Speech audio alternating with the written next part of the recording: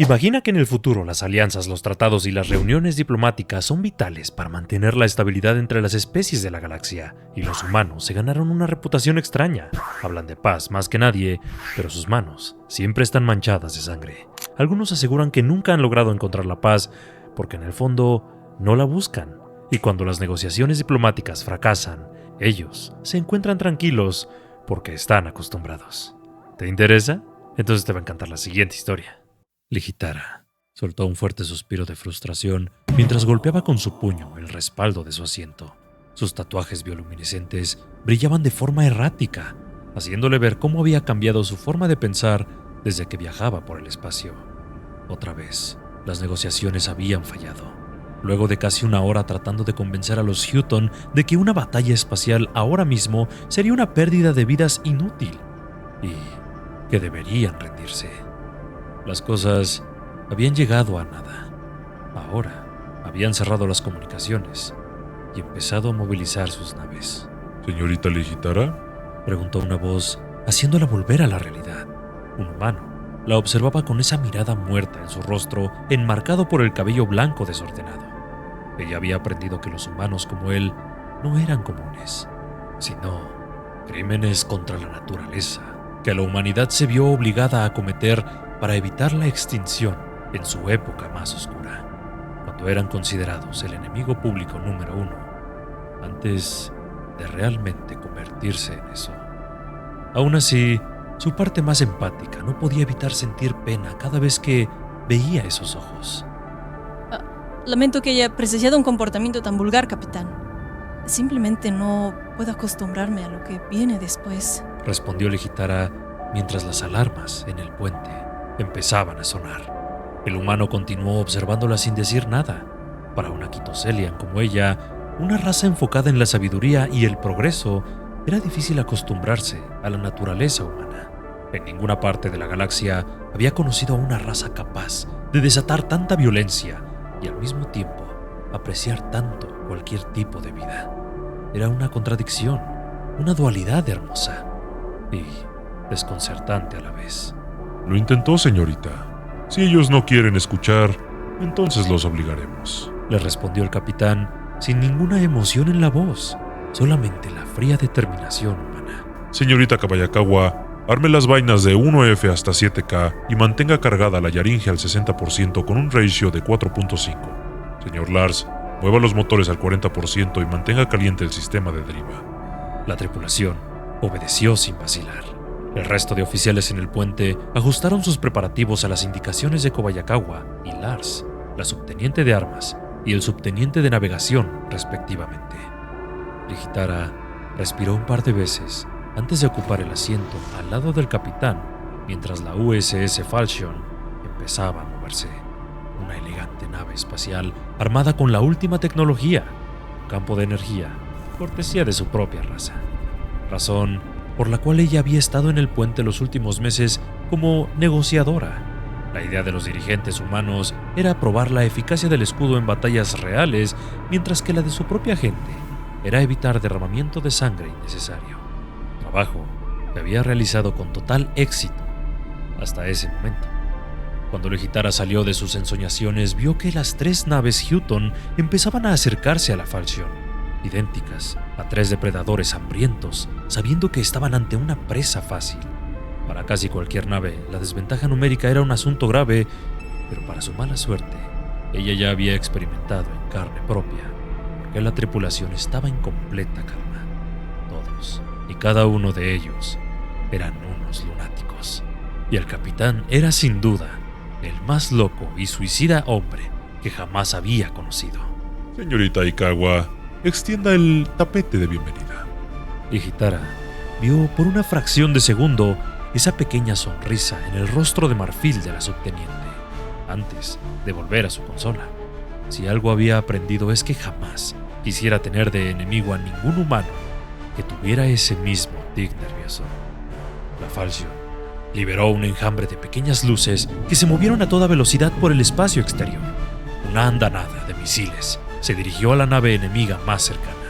Destellos rosas respondieron del otro lado tratando desesperadamente de destruir los misiles sin demasiado éxito. Al menos la mitad de ellos impactaron en la nave, haciendo florecer pequeños incendios en el interior de la coraza. Señor Lars, suenen las alarmas de colisión. Deles 30 segundos y después encienda el deriva para realizar un Tango 7. Las alarmas sonaron, de forma aún más estridente, mientras la tripulación en el puente tecleaba furiosamente frente a sus pantallas con indicaciones diversas. Ligitara se aferró fuerte a su asiento mientras respiraba cada vez más profundo. Un segundo después, sintió el violento tirón cuando la Falchion fue empujada con brutalidad a babor, cortesía de una mezcla química que ella consideraba poco segura, por decirlo menos. La nave espacial empezó a vibrar con fuerzas para segundos después iluminar el puente de azul cuando un destello salió a toda potencia desde la parte delantera, cruzando el espacio a una velocidad imposible. La nave Houghton, más alejada de todas, no tuvo ninguna oportunidad. El pilar, altamente denso de titanio, impulsado por el mismo principio del rifle francotirador humano, atravesó la nave por completo, arrasando con secciones enteras de la nave enemiga, la cual murió en el frío exterior en segundos. Impacto exitoso. Nave enemiga inhabilitada. La Yaringe estará lista en 20 minutos. El alférez Newell avisó en voz alta mientras monitoreaba toda la información. Ligitara pudo ver esa misma sonrisa sádica y diminuta en el rostro de Kobayakawa, orgullosa de su puntería impecable incluso en el espacio exterior. La Kitoselian dio un vistazo rápido al capitán de la nave, pero él permanecía igual de impasible, con un palito de madera en la boca, un lápiz de madera mordido y una pequeña libreta en la mano. Señor Lars, corrija el curso de la nave. Use el 80% del motor. Quiero a esta nave encima de ellos. No los deje respirar, ordenó el capitán, luego de unos segundos poniendo en movimiento a la Falchion. Armen las vainas de A1 hasta 4M. Quiero a las 50 milímetros en línea, sin cruzar líneas de fuego. Ahóguenlos. La nave se movió como si nada hubiera pasado. Ligitara no podía apartar la mirada de las pantallas mientras veía cómo la nave enemiga estaba siendo acribillada por la potencia de fuego humana. Las naves Houghton eran robustas masas de acero, pero ni siquiera su blindaje estaba preparado para la absurda cantidad de armas que tenía una nave espacial humana estándar. La herida fragata enemiga se defendió disparando esferas rosas a gran velocidad en un encarnizado tiroteo a quemarropa. Los escudos Kitoselon resisten los impactos, integridad al 80% y disminuyendo a un 0.8%. Blindaje intacto, capitán. La Yaringe está a un 20% de capacidad y recargándose, exclamó el alférez Newell con una sonrisa sorprendida, al igual que el resto de la tripulación. Felicidades, señorita Ligitara. Estoy impresionado por lo eficiente que es la tecnología de su gente. Ligitara solo pudo esbozar una sonrisa avergonzada y de satisfacción a la vez ante las palabras del capitán. Sus tatuajes brillaron en tonos rojos y rosas. Sentía las mejillas y las orejas calientes. Estaba orgullosa de ella misma y de su pueblo por lograr algo que nunca antes había visto en la galaxia: el inicio de una nueva época. La Falchion dejó de disparar finalmente, dejando atrás a la destrozada fragata enemiga que había perdido el tiroteo. Explosiones recorrían su casco por todas partes, perdiendo movilidad poco a poco, mientras sus sistemas se apagaban ante el daño masivo. La nave enemiga restante se acerca. Pico de energía detectado. La Falchion se sacudió de golpe con fuerza. Todo el puente ardió en rosa, dejando desorientada a la tripulación. Ligitara sintió que perdió la silla por completo, antes de un fuerte tirón y escuchar un golpe metálico. Cuando pudo abrir los ojos, veía puntos brillantes. El capitán la tenía sujeta del brazo a mitad del puente. Tenía una fea herida en la frente que ya estaba sangrando, producto de haber saltado a ciegas para evitar que ella se golpeara contra la consola central. Nos dieron con todo, capitán. Perdimos el escudo. Tenemos algunos circuitos fritos, pero la nave está intacta, reportó Newell, parpadeando sin parar para tratar de hacer que pasara el efecto cegador lo más rápido posible. Fue un proyectil electrocargado. Tuvimos suerte de no sufrir el pulso electromagnético gracias al escudo, capitán. Trató de explicarle Hitara mientras se ponía de pie. Las piernas le temblaban y el brazo le dolía un poco por el tirón. ¡Hagan un escaneo de la nave! Newell obedeció a Hitara lo más rápido que pudo. Ella misma estaba sorprendida por su comportamiento, pero no tenía tiempo para autocríticas. Revisó al capitán de inmediato. Era un corte profundo en su frente, pero nada demasiado grave. Él permanecía igual de impasible que siempre, y una prueba rápida con una linterna descartó una conmoción. Nave enemiga acercándose. El escaneo revela múltiples sistemas no vitales apagados. Debieron usar mucha energía para un ataque como ese, señaló Kobayakawa cuando recibió el reporte de inmediato. Tenía un corte en su labio que también sangraba un poco, como el de un puñetazo en la boca. Hitara terminó de curar la herida del capitán y fue directo a la subteniente. Además de ella, muchos en el puente tenían algunos tipos de herida, pero permanecían firmes en sus estaciones. No podían permitirse distracciones menores. Eso era algo que había aprendido a admirar e incluso a creer de la humanidad. Eran duros, capaces de seguir adelante sin importar el costo. Bien, señor Lars. Volvimos a lo básico. Ponga a su disposición toda la energía que necesite para evitar que nos vuelvan pedazos. Si es necesario, suene las alarmas y apague sistemas no esenciales, ordenó el capitán, escribiendo algunas cosas en su libreta. El lápiz que llevaba pronto se partiría a la mitad si seguía así. Señorita Kobayakawa, arme todas las armas que nos queden y termine con todas las municiones si es necesario, mientras arman el kamikaze. La subteniente asintió con una fría máscara de determinación en el rostro mientras la nave ganaba velocidad a través del negro vacío. Disparos rosas enemigos volaban hacia ellos, pero gracias al subteniente Lars, los daños eran mínimos. La nave Houghton empezó una persecución mientras las ametralladoras y misiles volaban hacia ella. Apaguen la Yaringe.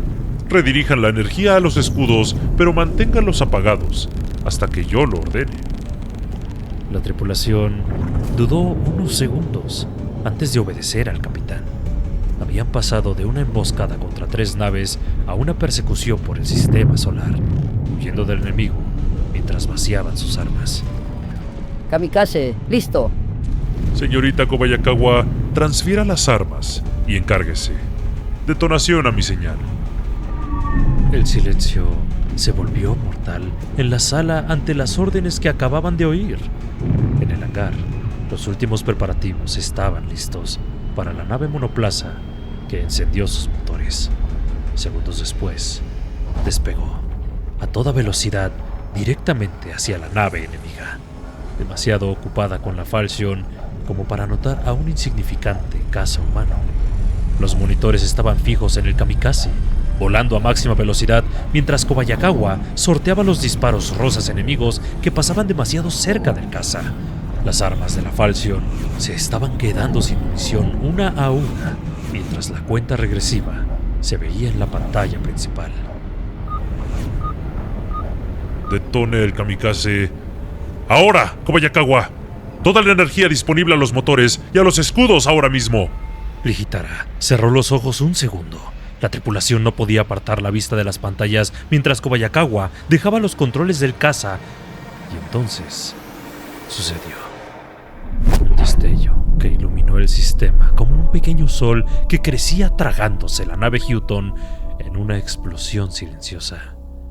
Segundos después, el escudo de la Falchion parpadeó, mientras las pantallas destellaban como locas antes de apagarse cuando la bomba nuclear terminó de desatar toda su furia sobre los Houghton. Excelente trabajo. Activen la segunda baliza de SOS. Verifiquen los sistemas vitales de la nave.